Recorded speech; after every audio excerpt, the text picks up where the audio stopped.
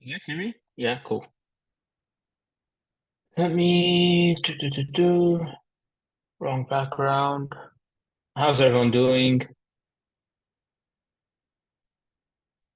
Anyone have any before I start the recording and do the intro and the spiel, anyone have anything they want to bring up, discuss, questions, answers, wins?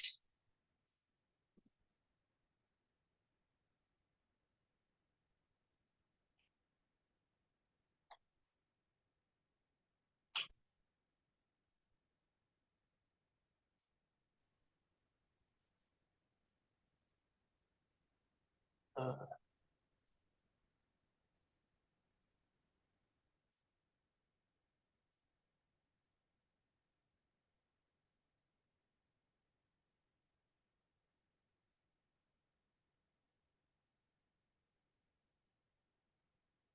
how's everyone's week going?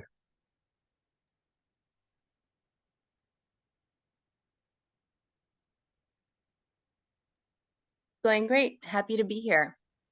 Good evening, Good, everyone. good. Is anyone's first call with MFC or in general like new anyone new? Yeah, Um, I am new.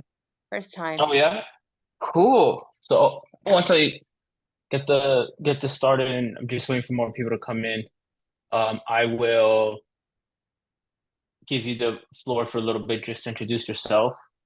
Um, have you been in multifamily for a little bit or just starting out? Just starting out. I am still in the process of educating myself, and most likely how I ended up here. So I'm looking forward to that. Not closed my first deal yet, and just looking to connect with like-minded people and seeing where we can take things this year. Got it. Where how'd you find us? Most likely through a mutual community with Michael Blanc, I believe. Cool. So actually I was thinking if no one had like a specific question or something to go over, I was gonna go over some rental stuff, comp stuff, or his calculator, which I think it was 2 weeks ago. I kind of went over it and just did like a run through. But I think went pretty fast at some point. And again, this is like mainly underwriting and broker outreach stuff. And more people have questions about underwriting than the broker outreach. Because and I like to believe there is a tie between the two. Just given that once you can underwrite a little more comfortably and you know what to look for, it'll raise a lot more questions, which I think is fun too. I put my name and info in the chat or in my name. Yeah, that's what I meant to say. Like always. So if you guys want to save that, reach out, connect.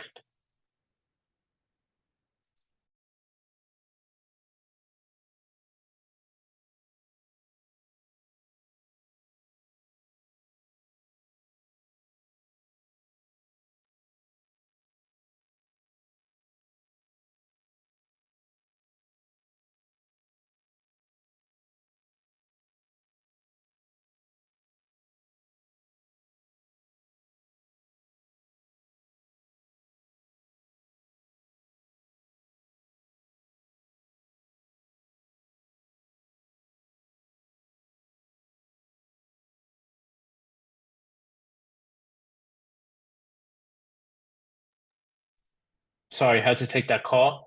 Um, I can get things started. So let me share this. Voila. Slideshow.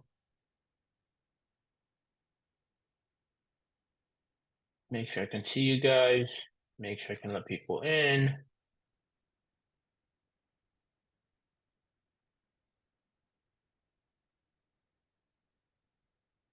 Good.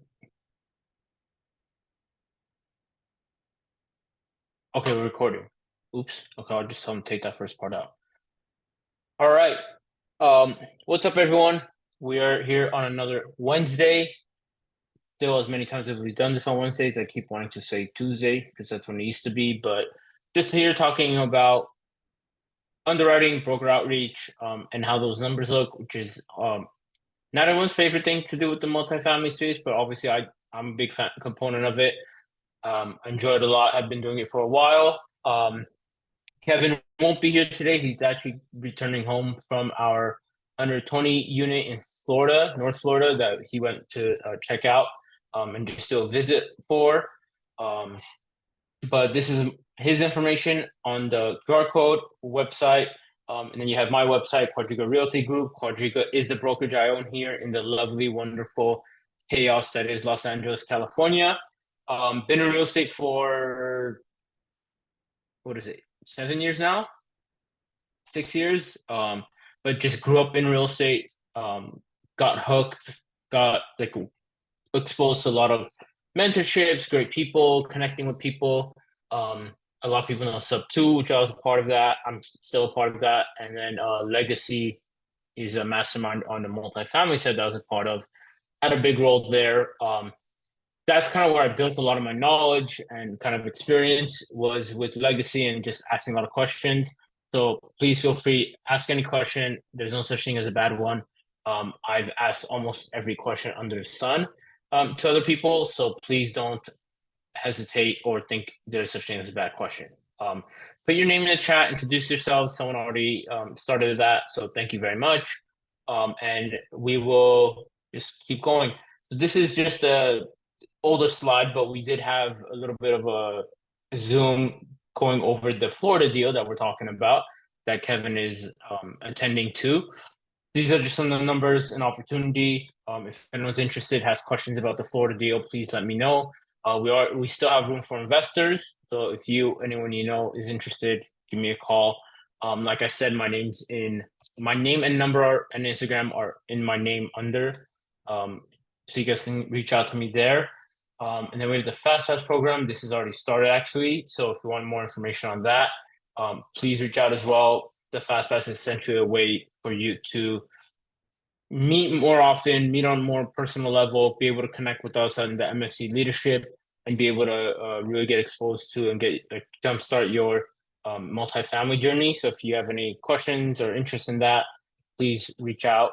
And here's the team, just all of our ways to reach out to us, our lovely faces, so you know who's on the calls and you can recognize us. Like I said, we are here twice a week, Mondays and Wednesdays. So we alternate. You get a different person every day, different topic, and different expertise. So it's a great community, great leaders. Everyone's very cool. Fun fact about that Florida deal, I found it and I'm a part of it and met Kevin actually because of someone through this community. So if you're looking for your first deal, if you're looking to find brokers and relationships and people who want to do deals together, you're in the right place because I'm a product and that deal is a product of meeting people through this network, right? You never know who's on the Zoom. You never know who's listening. Put your info, share, connect, and who knows, 120 units later, and we're looking to do a lot more. So that's very cool. Instagram, Spotify, YouTube, Facebook, the WhatsApp group is very cool. You'll see a lot of people sharing their stuff there, things they're doing, things they're working on. Meetups for events is very cool. So if there's anyone going to events or likes to travel for them, it's a good way to connect and ask if anyone else in the community is going. And it's a way to, like I said, meet each other, and you never know where a deal will come from. I'm a big proponent of it, as you guys can imagine, after the success we've had. And then here's the link to or QR for the WhatsApp. It'll definitely make joining a lot easier. So if you need it again at the end, let me know. We'll connect again.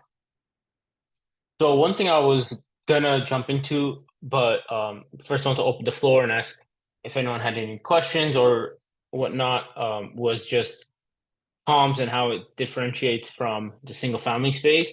But I would like to open the floor for introduction. Just anyone who wants to step up and introduce themselves, where they're at, what they're looking for, what their strong suit is, please feel free to jump on.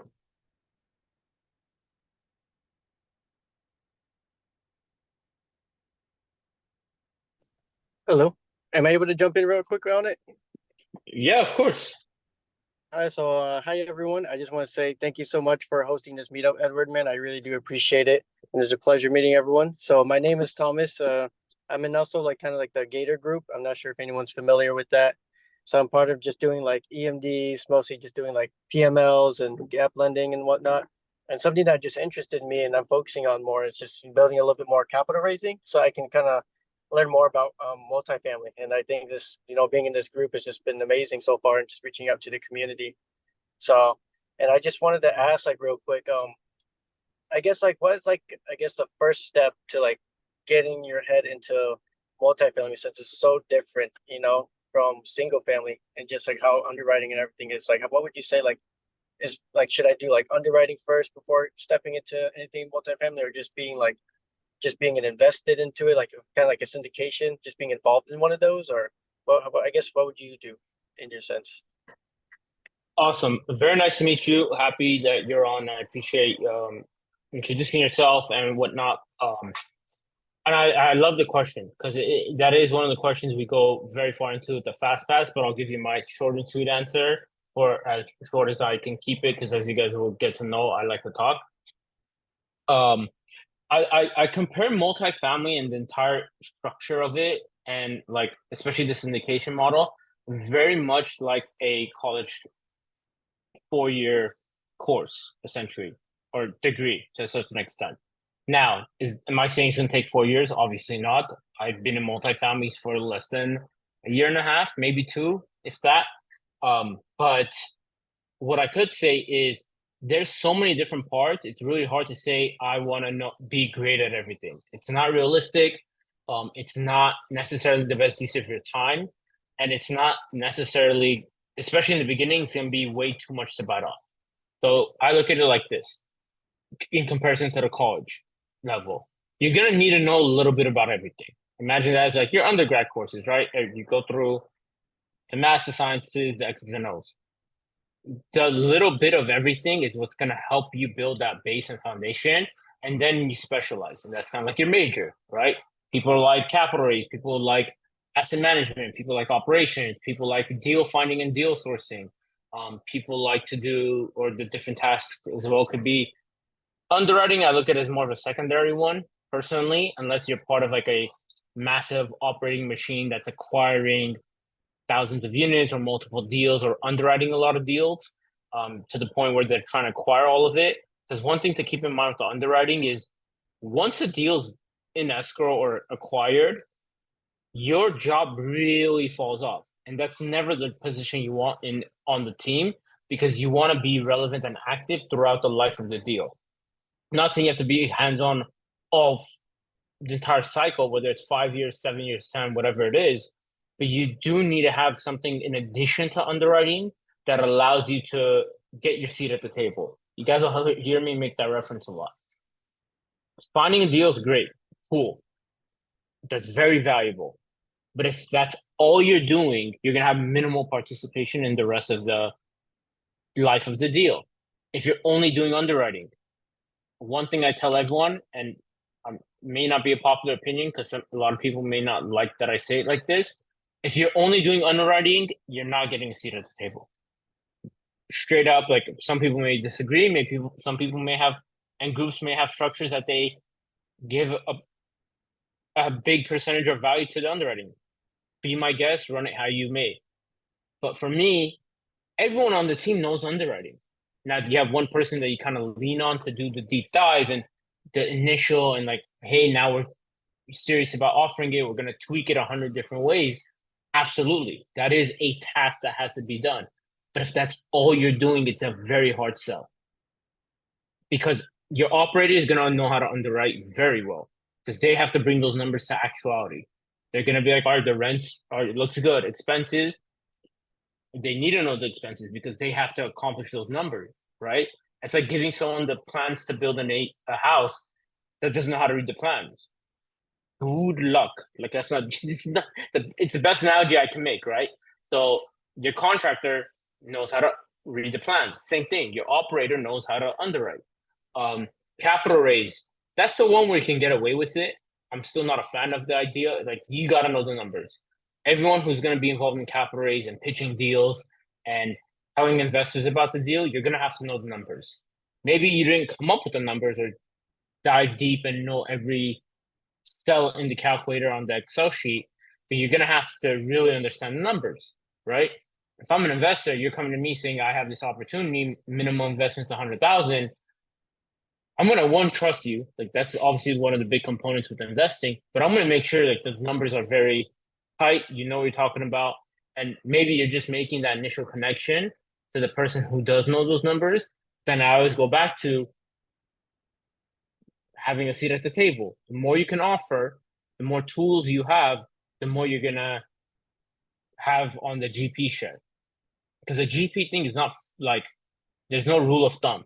The GP is what value are you bringing? There's a minimum number, like a limited number of shares that you can have on the GP side, and you want to maximize as much as you can on every deal. That's the point. Especially if you're doing one or two, it's really hard to say after one or two if you have a small percentage that it was like worth all of the work getting there. You know, the work leading up to getting the deal is a lot harder than and like getting your seat at the table or being involved in deals is very hard. Um, Obviously, it doesn't happen every day, and it doesn't happen um, multiple like if it happens double digit times a year, you've had a phenomenal year, right? So you want to maximize every opportunity you get. So for me, when it comes down to like short answer turned long winded, is underwriting is kind of the base. Get familiar with it, get comfortable with it, understand what it is, because knowing just the general underwriting components will allow you to have better conversations with brokers if that's something you like to do. The underwriting allows you to speak the language and talk to anyone. Investors, brokers, operators, property management companies that you're gonna have to asset manage. Like that asset manager and operator is managing the property management company. Having that correlation and being able to understand the numbers and know this is where I want to like put it into actuality, that's a big component of it with underwriting. So underwriting is like learning the language, the simplest form, and I think that's a good place to start. I may be biased a little bit, sure, but I'll admit that. And then it comes down to where do you really want to put your focus in? Capital raise, for example, is something that's, in my opinion, it's the most valuable thing because you could do it solo for the longest. If you are just very good at networking, meeting people, finding people with money, and saying, hey, and you don't necessarily have to have the deal. This is one thing I think a lot of people get wrong, especially when they're starting out. You don't need to have a deal to capital raise. Does it help? Yeah, of course, 100%. But the first time you talk to someone about investing, shouldn't be asking them if they're interested in this deal. It's, hey, I see you invest in multifamily, hypothetically, or passively invest in real estate. What are some of the opportunities you look for? I'm working on finding a few. If I see something that interests you, what's your timeline to invest? Is it now? Is it 5 months from now? Is it a year from now? Then when you do find a deal, and even if it doesn't work for them, hey, I found this opportunity, just want to let you know if you or anyone you know may be interested. But these are some of the stuff I'm finding. Is this something similar that like you had discussed previously that you may be interested in investing? And now you have a reason for a conversation, right? That's all we're trying to do. It's very simple. Like if anyone's in single family real estate, which a lot of people usually come over here to the multifamily side from, is the money's in the follow-up. Same idea. Like if I'm first time I'm reaching out to a seller, I don't expect them to, or homeowner, I don't expect them to trust me and say, yeah, I'll sell you my house. Especially if you want to go down the sub 2 creative route, good luck convincing anyone to do that right off the bat without the relationship. But if you have a feel of what they need, what their goals are, what their next step is, that whole thing becomes so much easier to have that conversation, right? Similar in the capital raising world. There's people, if I go to them like, hey, I have this deal looking for capital XYZ, they're great. I'd love a seat at the table. I can bring this. If you're confident in that number, you're like, I have these investors, I think I can hit this number, makes that conversation so much easier. Because like, hey, you're credible, you've prepared up to this point, you're not scrambling, right? So that's my take, to be specific to like the capital raising sector of this, and that specific task and role is you don't need to have a team or a deal to start that. You can't operate and manage a property without a deal. So that's the most difficult one. And anyone interested in that, I definitely advise find people who are currently in the beginning phases of acquiring or managing a property. And hey, can I be a fly on the wall? Can I see what the processes are like? And understanding that, because that's the one that's gonna take a lot of experience. The property management, the asset management, project management, when the construction and the rehab, those are all components that experience will trump all. Someone who's been doing this for 20 years, 30 years is definitely going to be more experienced in it.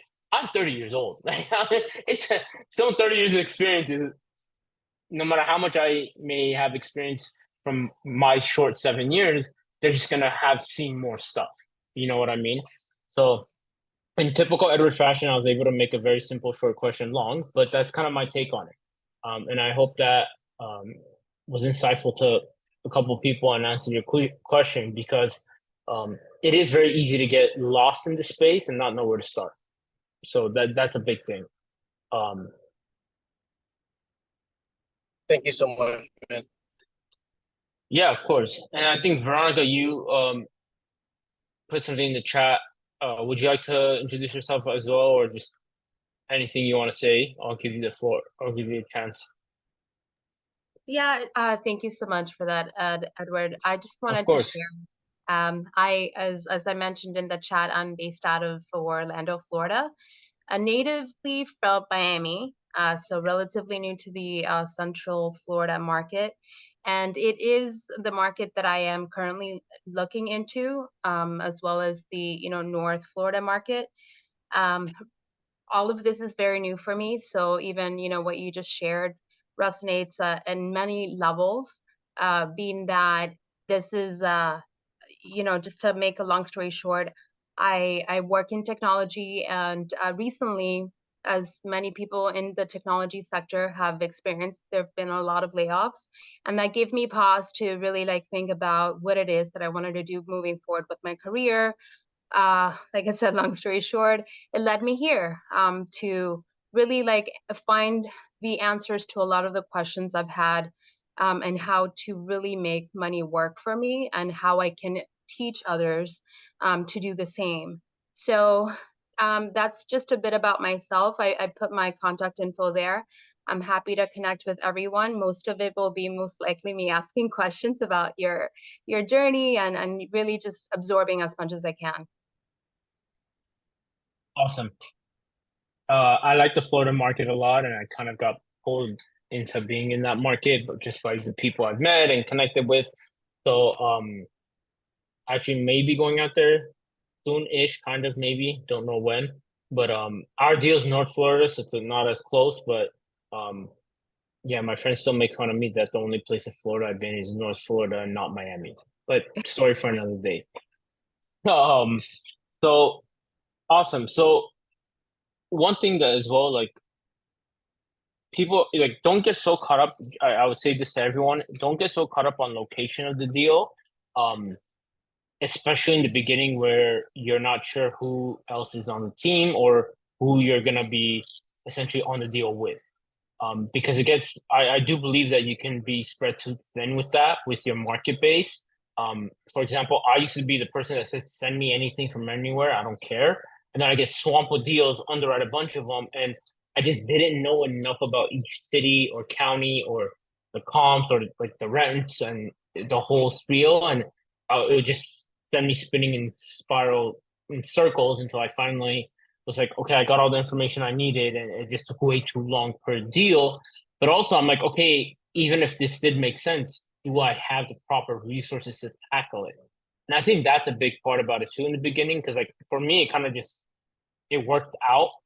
Obviously, being on here, talking to people, putting my name out there, like building that credibility. In the long run, it helps with trying to connect with people and get more information and like figure out what I need to in the market. But I'll be the first to admit if I don't know something, I'm not going to try to guess. If I know someone that can find that has the answer, that's why I ask so many questions. That's why I have long-winded answers. Like I was part of a mentorship where the legacy family one that I was telling you guys, I used to let everyone talk during the morning calls, which were daily, not even like bi-weekly, it was daily.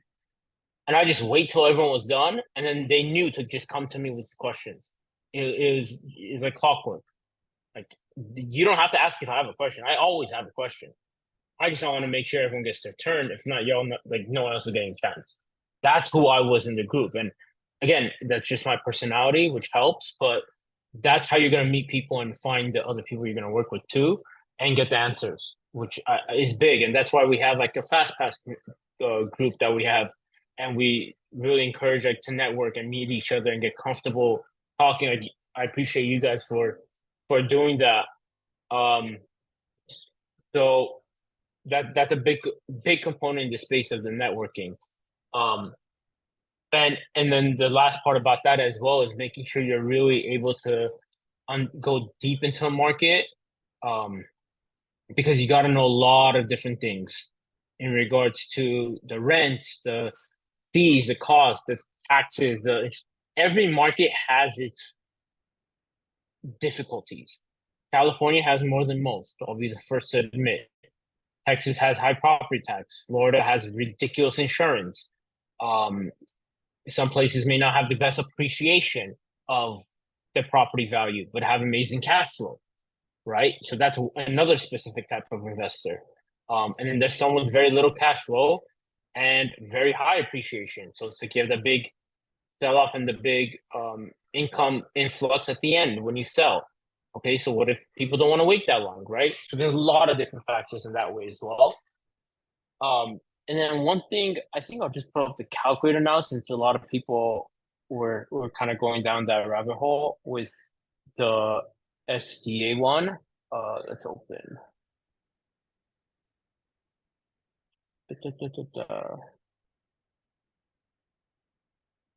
Any questions in just that until I can dive into more like underwriting stuff or and comps, so I could kind of do both at the same time. I have a question. Yeah, of course. Hi. How So, are you?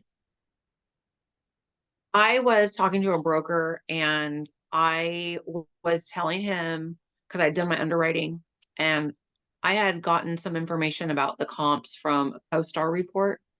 And he was just like, oh no, CoStar lies. Don't look at those. But the network that I'm a part of, they encourage us to run the CoStar reports.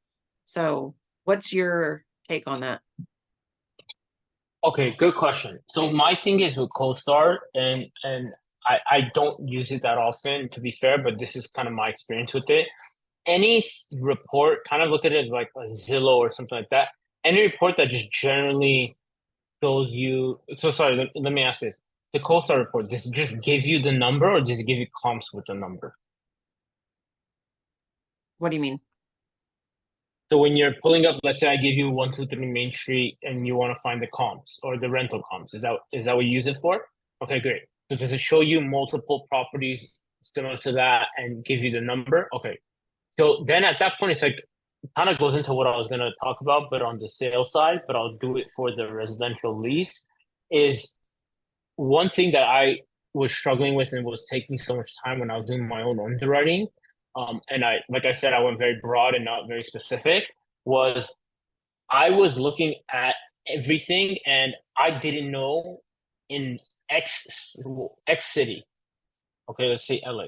If I cross the street, how much does that impact rent?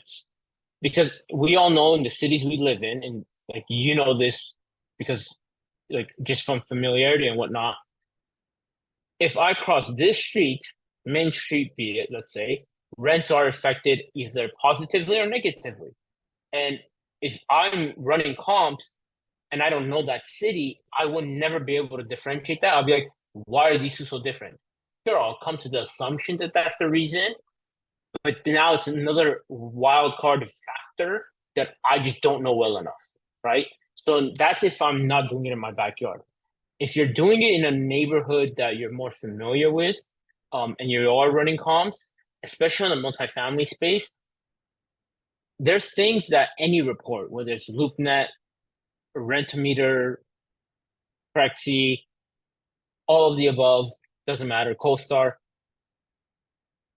unless it tells you specifically what's in those rentals, like included in the rent, and I think that's a big component of it, it's very tricky for me to rely on you just giving me a number, right? Because I don't know, does that include laundry in the unit? Does that include a parking space?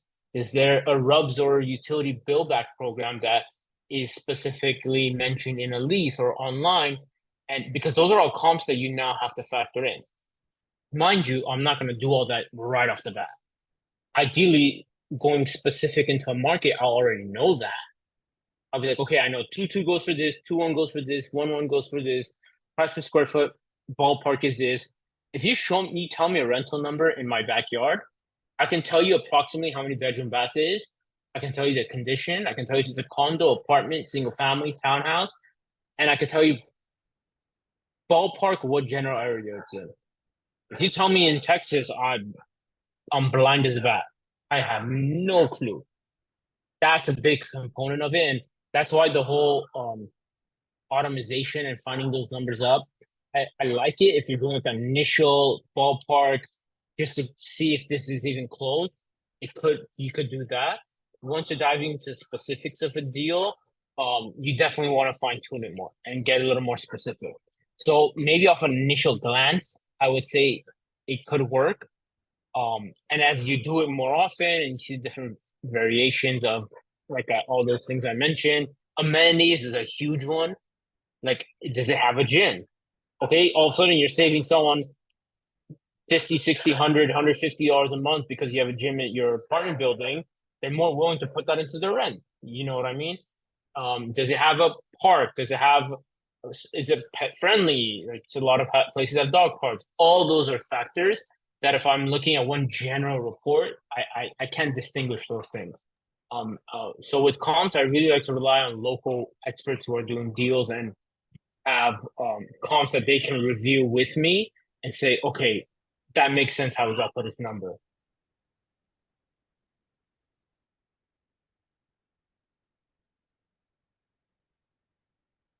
And especially when it comes to I think property management companies I've mentioned is a good one too, usually, just because they also not only see those numbers and what the rents are like and going for, but they also see how much activity each like unit makes will have, right? Like some places people prefer 2-2s or 2-1s or 3-2s, whatever the case is. In some places, single family or single unit apartments, like one bedroom or studio, just crush it. Like there's a line out the door, always available, right? And that's something that's part of the market that you have to adjust and factor in as well, especially if you're looking to do rehab. Do you, again, thinking outside the box, do I take a 2 unit and try to make it multiple, like 2 singles? Do I take a 1 unit and if I have room, I kind of squeeze a bedroom in there? Or if I have a 2-1, is there room to add that bathroom that might make substantially more rental difference? Because the bottom line is how we look at a deal and analyze it. And the tricky, to me, fun part of underwriting is how do I take its current condition and maximize its value, spending as little as I can, obviously, like in relative to what the reward is. I hope that helped a little bit. I love you guys. Ask one question. I'm like 10 minutes on each one. We're just gonna fly through this at this point.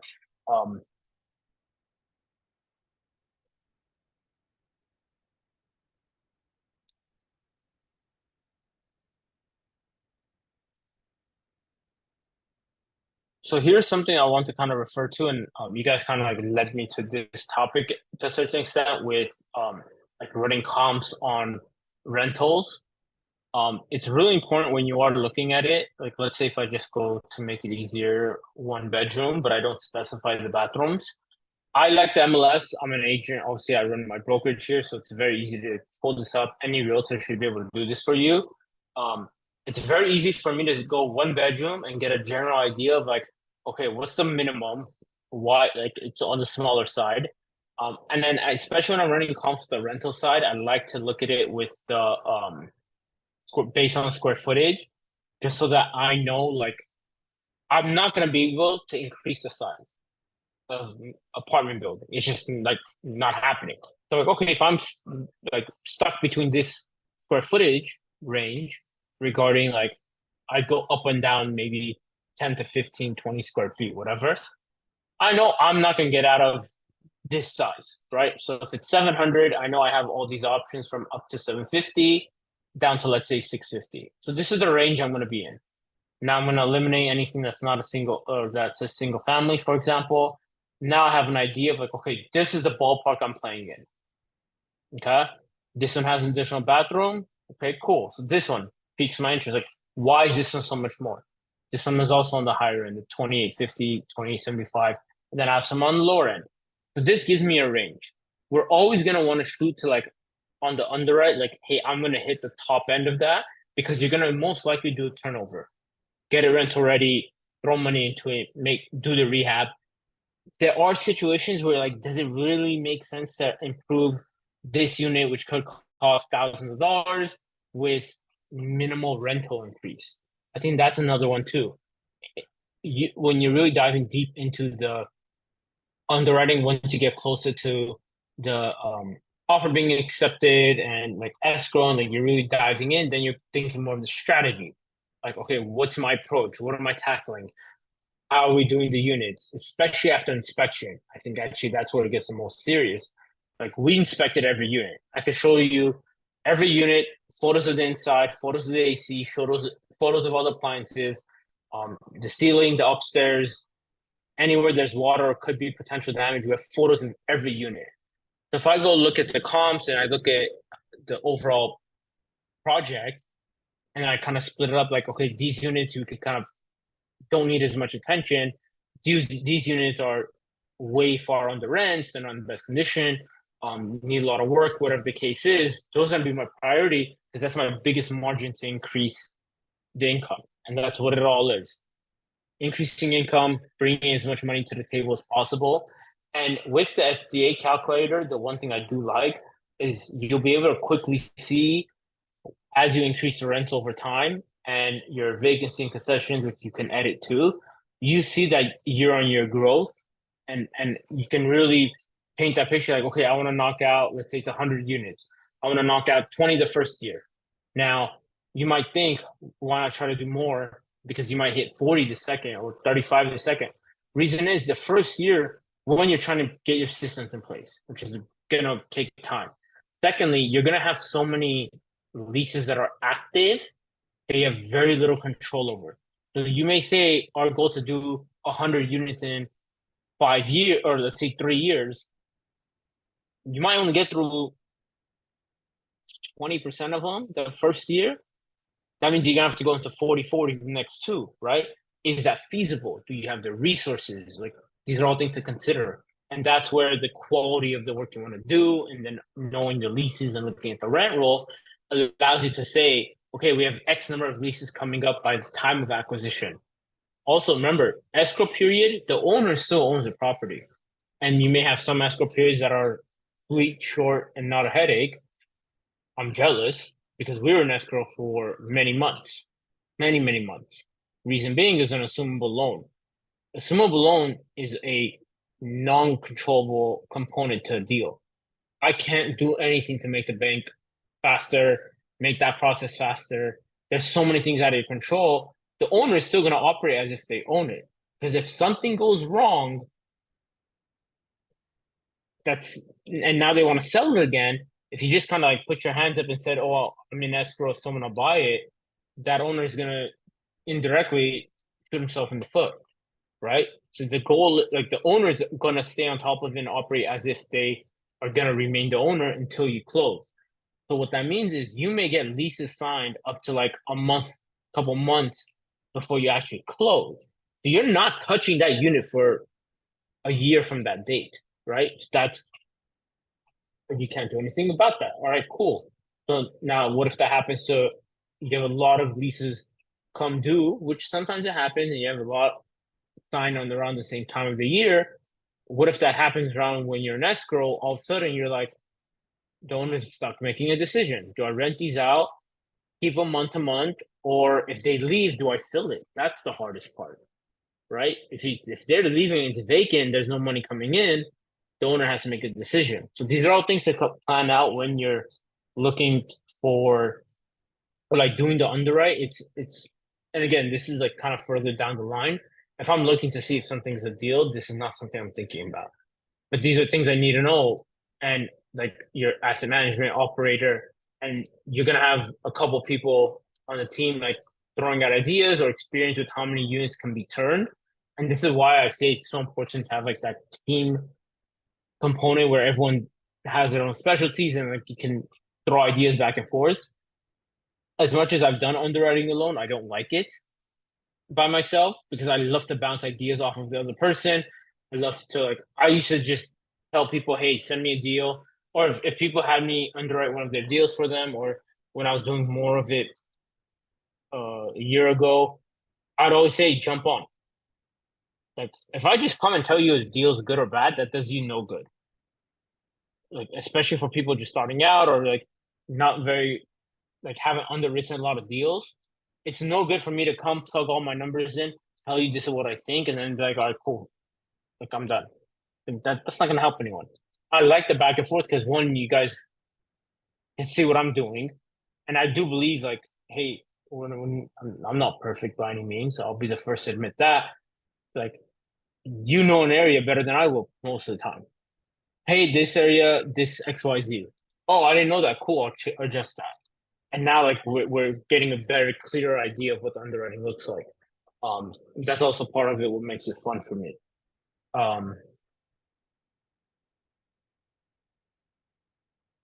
So basically that's kind of what I look at with the whole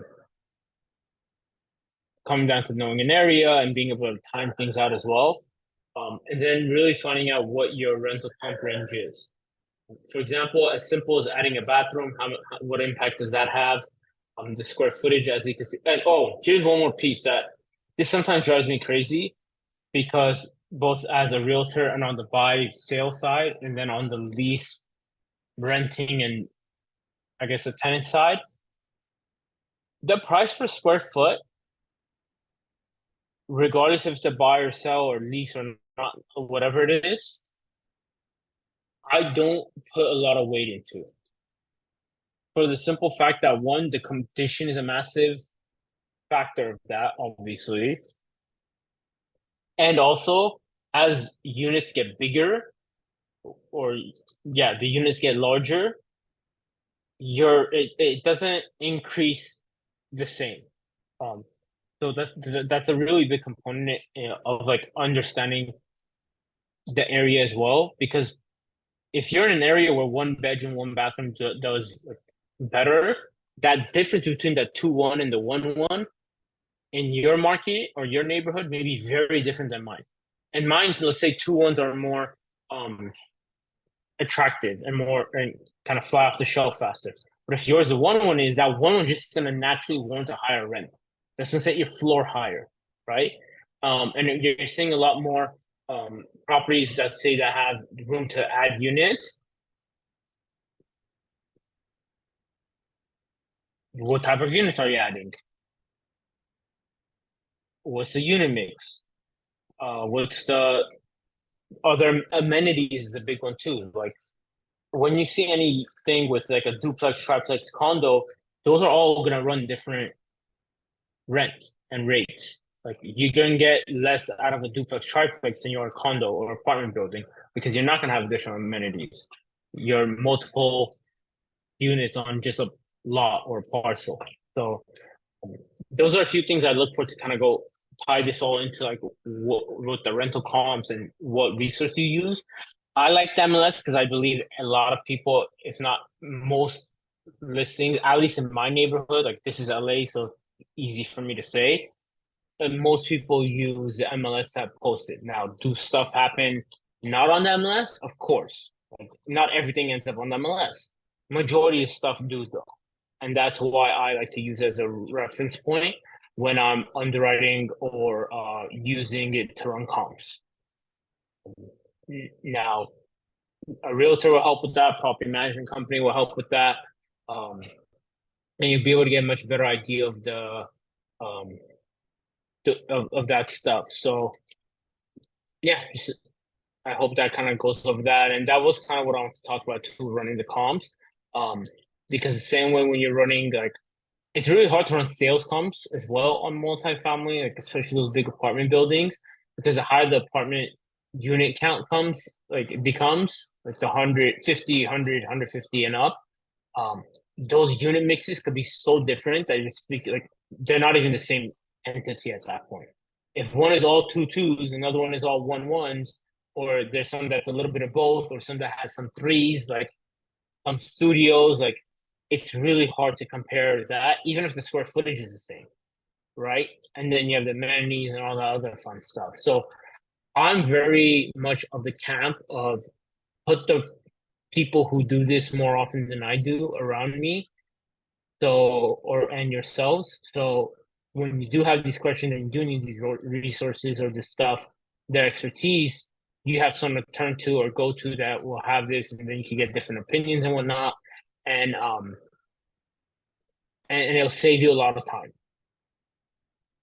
So I think that's kind of like my big take on this.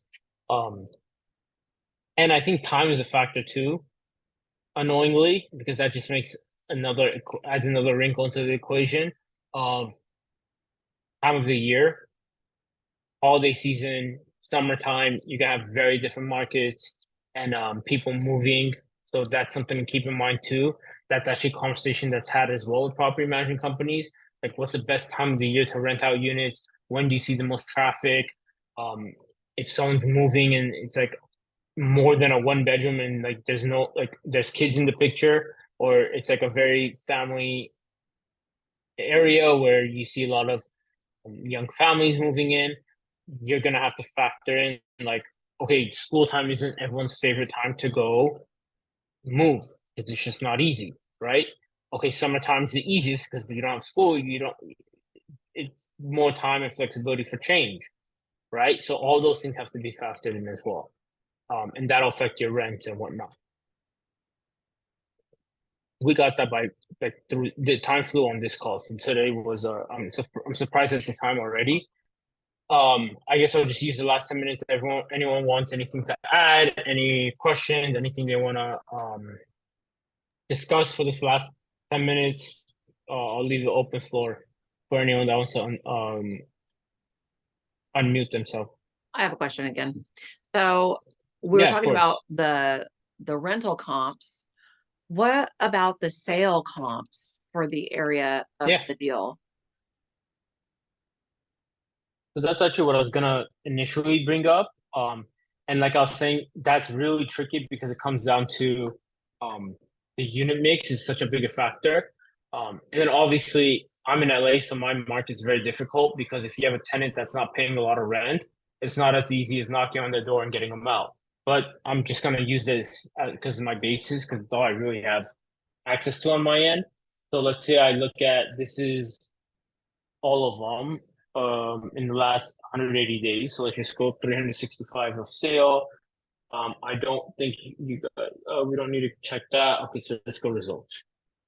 Okay. 100. So let's say I go up to the bigger units. So you'll see here 12, like you'll see 15 units listed for more than 20. And then you'll see 14 lists sell way more than they're asking for this, or this 15 sold for. When I'm running, there's a couple of things that are really important when it comes to this, and you'll see a common trend with most of the time with the higher priced properties is the square footage. So if I'm looking at it, the unit mix is important, but the square footage is really going to tell me how much leasable space you have. And you'll sometimes in OMs and marketing packages, they'll say like you have this much of leasable square footage, because that's really where the money comes. Like the lot could be as big as you want. I only care unless I'm doing a unit at play, which I'm not going to go down that rabbit hole. I only care about how much can I rent each unit, or how much rentable space is there. So that's the first thing. And then if I go into it, you can see here 35 units is pretty easy to see. This is heavy in the 1-1. After the units are 1-1, right? You have 18 of those. Okay, so that's something to factor. Now, to your point with running the comps, or like to your question on running the comps, I wouldn't at that point worry too much about the size of these units unless they're just like completely on one end or the other. If it's like super big units or super small, then I might pay attention to it. Most of the time, I'm just be like, they're 1-1. I'm not gonna nitpick more than that. I'm gonna kind of take the median average of 1-1s in that area with like reasonable distance and not crossing any major streets. And I'm like, all right, cool. I have that kind of like checked off, you know? And then I'll be like, okay, you have a random 3-3 here. Okay, that's obviously on the much bigger side. You're gonna add a little weight to that, but not as much. And then you go from there, 2-2, 3-2, same idea. Okay. The unit itself, the number of units, I don't want to say never matters. It's just not the most important thing and the biggest thing I look at because, like I said, the square footage, but also it really just comes down to the income. Like this isn't single family where I could take two houses and say they're like very similar in size, shape, location, XYZ, and say, cool, that's my ARV. Because this is all reliant on income, right? I can give you 200 unit buildings, income can be double on one compared to the other. And the unit mix could even be the same, right? There's so many factors at that point. So it really comes down to seeing, there's no app for here, but when I come here, sometimes on the listings, and again, I'm using the MLS, which may not be the best for commercial, but in my area, there's enough here that we can play around with, where I'm like, okay, this is their current operating expenses, this is their net operating income. Cool, I have an idea of what this property and building is bringing in. All right, cool. So then I'll go to like the next one, like, does 14 units here sell for way more than this 24? Why is this 20 unit listed for way less than this this 14 sold for? You know, these are the things I look at. And really when you're looking at a big market, this becomes a lot harder in a big city. Obviously you have bigger sample size, so you could say it might be easy because there's more options, but the price per unit metric actually I think is important and a good way to compare properties if you're finding something with similar unit mix. That's a big if in that sentence, because I like the price per unit method because something that you saw a lot of and is an exit strategy that I think a lot of people should entertain and at least underwrite, so you give it that much attention, is the idea of converting these individual units and selling it. That is that's a play a lot of people do. The people who have experience in it, done it, and have the ability to like, I know the X's and O's, I can do this in my sleep. That's a really big strategy because when you're buying 20 units, your price per unit is never going to be the same as 1 unit condo. Like you're just never going to be in the same range. But there is that upside potential, especially if you value add the unit. It gives you a lot more leeway. So I think I like the price per unit metric. Obviously, luckily, when you get to those bigger size apartments too, like the 100, even 50, even you can argue the 30, 35 to a certain extent, your unit sizes shouldn't be drastically far off. You'll get a couple outlier, but like majority of the time you're in the 1 to 2 bedroom because they're trying to maximize space. Every unit, you're more likely to acquire more income than just bigger units. That's not always the best use. So and I think this is where those reports and those like CoStar and stuff like that is useful because you'll get a better idea of the report, sometimes too much of an idea. And then you just look at amenities, you look at different things. And luckily with that, the general income and like operations of it, when it's being marketed, hopefully that information is still available, will allow you to see like, okay, sure, maybe this was bought 3 years ago, but what was it making then that made that attractive, right? And I think that's a big part too. Where this space may get a little tricky on the value component of it with like multifamily in general is like you and I can both look at a property and I'll be like, oh, there's upside, but I don't know other ways to increase the income. Then you can look at it and be like, oh, we can do X, Y, Z to increase the income. And I never even thought of that. Now that property is worth substantially more to you than it would be to me because you saw something I didn't. You know what like that? I think that's where it's like you can find a lot of opportunity in this space, and that's what I like as well a lot about the multifamily space is every single person in this room could look at a building and see something different, and that could all be positive or um, help with the valuation and the opportunity of a certain building as well. Um, for example, turning an empty space into a basketball court, dog park, playground, whatever XYZ, um, that can all bring different value based on the city you're in. Someone needs to give me a timer so I just stop ranting every time a question is asked because it seems like I go down rabbit holes. But I do appreciate the question. I hope that kind of paint a picture. It's hard to give a direct answer, like especially in areas with not as much activity, it gets a little tricky. But yeah, that's kind of just like my take on it of the comps, and definitely knowing someone local helps with that large part. So to wrap up my questions, Sure. there's a property I'm looking at, and I looked at the comparables for rent, and it's right up there, just a little bit below market rent. So there's a little bit of meat on the bone for value, and increasing the NOI on that. But when I looked at the sales comparables, they're asking like 3 million more than what other places were purchased in the last year that were about the same size, same number of units, same rent mix, same amenities. So they said that they got they felt that their underwriting supported what they were listing it at. And I know they're going off of pro forma. So when I do my underwriting and I want to make an offer, but my numbers don't work at their numbers because they're kind of high compared to the area. So I'm just So wondering. that's a really interesting situation. And who's saying this? The agents that had it listed? Yeah. Okay, so they're giving you the pro forma value or the as is value? Yeah. Pro forma. Yeah, the pro forma. Okay. So pro forma, you can say like, sure, it is worth that at that point. Let's but agree it's on not that. there yet. So like Exactly.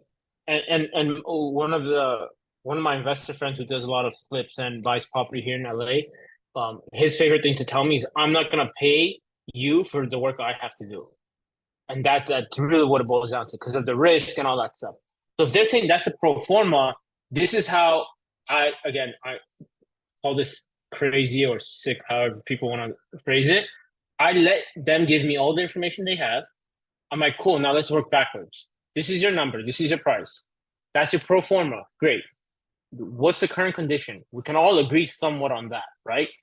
It's not really opinion based. This is current condition. I have to get to that number. I need it in X condition. New kitchen, new bathroom, new floors. We'll agree on that, right? Cool. How much is that going to cost? Okay, so you write that down. Okay, great. And that's what I love about this calculator. Going back to it. Am I sharing my screen? Yeah. Okay. Going back to it is, what does that cost? Ballpark this. If you guys, if you're having that conversation, I would never fight over those numbers. I'm like, let's say it's this. All right, cool. How long is that going to take? Okay, well, first thing I'm going to always say is, I wouldn't underwrite a deal for my exit to be sooner than 5 years. Can it be done? Would I like for it to be done faster? Absolutely. Excuse my French, shit happens. Like, if something happens year 3 that pushes you back, but you told everyone 3 years, what are you going to do? If rates suck in 3 years, what are you going to do? Right? There's way too many factors that I'm a gambling man, but I'm not crazy. Yeah. I'm a calculated gambler. So that's one risk I would never take. Of 3 years, 100% will be in and out. Impossible. I'm never going to, especially on bigger units. 10 units, you might be able to get away with it. Sure, fine. I'll settle. 100 units, absolutely not. So that's the first thing. Secondly, you're going to have vacancies, which shouldn't have to be mentioned, but sometimes has to be reminded of the person that's not taking the risk and not doing the work. Every unit you're supposed to turn means and the months it takes to turn that unit means that's that many months you're not collecting income. Sweet. Especially in the syndication model, your investors don't care. Distributions start on X date, you better have distributions in their hand, regardless if you have 100 vacancies or 5, right? Because you're not, if I'm coming in as a cash buyer or solo buyer, very different conversation because I don't have to fight with myself. Not fight, but I don't have to make multiple people understand. When you have investors and you have a syndication, you have people that you not have to report to, but they trusted you and you have to be transparent with. Having vacancies and like completely like let's do all of the units at once doesn't work because they have their money invested and are expecting some return. Not saying they may not understand, but that's not a fight I would pick. Like I'm pick and choose my battles. That's not one of them. The other thing is, what happens if you told me in 2020 January, this will take this amount of time and the rehab will cost this much? 5-6 months later, everything costs double. Too bad, so sad. They've already sold it. They don't care. It's your problem. You have to have that buffer in, like, I'm taking a risk. Bottom line, I don't care what anybody says, no matter how amazing of a deal it is, you're taking a risk. I factor that in as well. And then it just comes down to, on the back end, one thing for anyone that has this calculator, I want you guys to check out this cap rate bump. And I think we mentioned it a couple of weeks ago when we were talking about this calculator. This cap rate bump is to say if the cap rate increases by the time I want to sell this property, this is my buffer for that. Okay. Now, rates are a little high right now, so now's not the best example, but let me give you this situation. Let's go back to January 2021. Rates are under 5%, 4%, whatever they were at the time. Cap rate was much more favorable to the seller because of how low interest rates were, right? You're able to sell for top dollar because money was free. Okay, cool. What if I bought then, say I want to exit in 5 years and didn't put a cap rate bump into my underwriting? And I said, I bought it for 4%, I'm going to sell it at 4%. That's not happening. Just no chance. Nothing that sold when interest rates were 3%, there's no property, I don't care what it is going to sell for the same cap rate as when interest rates are 8. The math doesn't math. Okay. So if you don't implement that into your underwriting, any agent can tell you, oh, it'll sell for this on the back end. It's like, sure, if nothing changes, but the value of the property. And now the argument can be made, oh, what if it gets more favorable for you? 100% it can. 1,000,000%. But if that was the most likely outcome, your seller wouldn't sell. It's like, if I held it for another year, would I get more? Yeah, okay, then hold it. You know, it comes with a risk, but you have a chance of having some reward. So if I go to my exit strategy and I see here 4.75, okay, that means I'm going to sell the property for 3.7. If I get to the closing table and I'm ready to sell this in 5 years, and that's 4%, and now I'm selling it for 4.4 instead of 3.7, good job. Like, cool, we're going home with more than we anticipated. But I'm never going to assume that that's the best case scenario. I'm going to underwrite for the worst case scenario and hope that's the worst case, because they could always be worse, right? If I buy it at a 4 cap, I'm underwriting it, selling it at 5 minimum, and hope it doesn't get worse than that. That's a big part of it too. Because remember, if you're doing a 5-year exit on a syndication, this summary tab that shows the returns includes your sale price. None of us can predict the sale price. You can say based on the value and the XYZ, I think it should be this. And remember, this whole number of the sale is based off of your NOI at year 5. If you're not at that number and this cap rate isn't this, you're not getting this.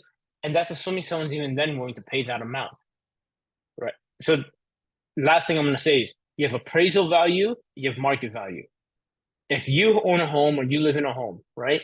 Appraiser will come and tell you it's worth this much. Okay, cool, thanks. That's good for the bank when I'm trying to get a loan. John walking down the street says, I don't care what the appraisal is, I'll pay you 100,000 more than that. That's market value. They don't care what the appraiser says. I want it, I like it, I'm willing to pay this for it. You're not mad at it. Or you can list it on the market and no one's willing to touch it for that price because they don't think it's worth that. Even if the appraiser said it's worth $1 million, you put it on the market, it doesn't sell for 900. Who's stuck? Right? Same idea here. It's easy to say after the fact that, oh, on the back end it's worth this. It could be. And I hope you're right. But I can't underwrite it like that. Because if I tell my investors 100% I'm going to sell for this price, and I don't, that's a bad day at the office for everyone. Like, good luck doing another deal with those people. You've burned the bridge for good. That's why there's so many different, I guess, like valuation and so much variables involved with it. Like I said, we could all look at the same property and give it a different value or different value add potential. Also, cap rates can be subjective at times because I can ask 10 realtors here in LA and they'll all give me a different cap rate just because based on what they're exposed to. So I hope that helped as well. And why there's that difference is it really just comes down to like, cool, if it's worth this, now take a step back. And here's the thing too. Everyone's going to have different return goals. Remember, when you're doing a syndication, this is on 100% return what's on my screen. If I add a GP team and I'm not the sole owner of it, that return is what my investors are getting, 75%, 4%. This isn't a deal anymore because 20% is going to GP team. That means I don't not only have to make it a deal, I have to make a deal at 80% of what the returns are, not at 100. If a guy comes in, buys cash, and he gets 100% of the profit and and does everything, okay, then that's your return. But that's not the case because 20% is being cut to the GPs. Like if you don't include that, then why are you doing the deal anyway? That's a big component of it because you have to be basically at 120% because you're losing 20%, right? So if I change this again to 100, it's a 20% difference right there. That's the difference between a good and bad deal and a good and great deal. So that's something to keep in mind as well. And you have a lot more costs with syndication. A lot more. Asset management, acquisition fee, PPM, lawyer stuff, all the different roles involved. Yeah, so it's definitely a different, like stuff costs more, bottom line. Travel stuff, whatever it is. Did you guys create this template, this calculator, or did you buy it somewhere? No, this is the Michael Blank one, the SDA. What about the variables tab? So variables tab is where you adjust the cap rate. Okay. I understand. I'm looking at my version of the SDA and I don't have that. Maybe it might be hidden or something. Just wondering if it was an addition to the Oh yeah, SDA. it was hidden. Yeah, it's here because there's a few hidden stuff. Awesome, thank you. Still getting my. Click the. Okay. Yeah, so click the 3 lines, and you'll be able to see that. And then this is just some of the stuff that gives you like your rule of thumb, basically, which again is very market specific, and there's never one rule fits all, I guess, instead of one size fits all. So keep that in mind too with using this and like using rule of thumbs because I'm doing one in LA. 90% of the rules that like are rule of thumb don't apply to me. I'm just like that doesn't work. That's not relevant. I don't care about that. That's never gonna happen. So cross that set up off, and I'm like, okay, this is what I'm using. Also, I have this fun obsession of customizing things. So there's a few things like on the game now with the expenses, depending the property I'm looking at, I play around with that. And then these are things I would change depending on the property you're looking at. Yeah. And that's kind of how it looks. Okay. And, So okay, go ahead. Last question. yeah, last question. So sorry. And, while speaking about rule of thumbs, I recall that you are working on a deal here in Florida. Would you say that gas, right, and that scenarios tab isn't really relevant here in the Florida market? Gas, it would be like, I think in the, oh, that's not, yeah. I mean, it's gone now since it has been customized in this case. But I was just Oh, as a wondering, utility? Like yeah. as a utility? That's part of it. I think in the original form, he Yeah, calculated I get what you're saying. I get what you're in saying. the So, yes, it is specific to, again, that's one of those rule of thumbs that I wouldn't like marry to any, like if your area where your underwriting is different. One thing I do though is, let's say I have a property and I have their T12, and this is why I play with this so much. Also, please, for me, everyone who's ever underwriting on a calculator, have one master like this, file, make a copy, put the address of the building you're underwriting. In the beginning, I made this very fun and not so and very time consuming mistake of not saving each one into its own file. So when I had to go back to refer to it, I didn't have it, unfortunately. So that's why when I play around with it and I change things, it's okay for me because I still have my master copy that I can refer back to. Um, so what I would say to your point is I take the T12. So the T12 will have a list of expenses. If it's 15 line items, I'm not going to do this. But let's say it's like 7 or 8. I just copy their expense line item, paste it into this calculator, and then just punch in the numbers going down the list because that's the numbers they gave me. And then I adjust them for my future years when I take over, and then I'll just kind of like add the different factors and variables. If that makes sense. got it. Thank you. I hope that answered and didn't confuse it more. But that's why I customize it and I play around with this because if like for me, I'm not gonna again, I like to say I'm hardworking. I'm lazy. If someone has here's a list of the expenses I have and I've operated this building for years, I'm not gonna try to make it up. Copy, paste, cool. Have a list of your expenses. If I find any expenses that I can combine or not need in the future, I'll get rid of them. If there's expenses that they don't have that I need to add, I will add it. Property management is the biggest one. If a person owns a property, self-manages it, they've owned it for 20 years. I don't need a management company. Cool. I'm not doing that. I need to add that expense. That's how I'll do it. Add a line item under it, property management. Reserves, add that. And then I'll go so on and so forth.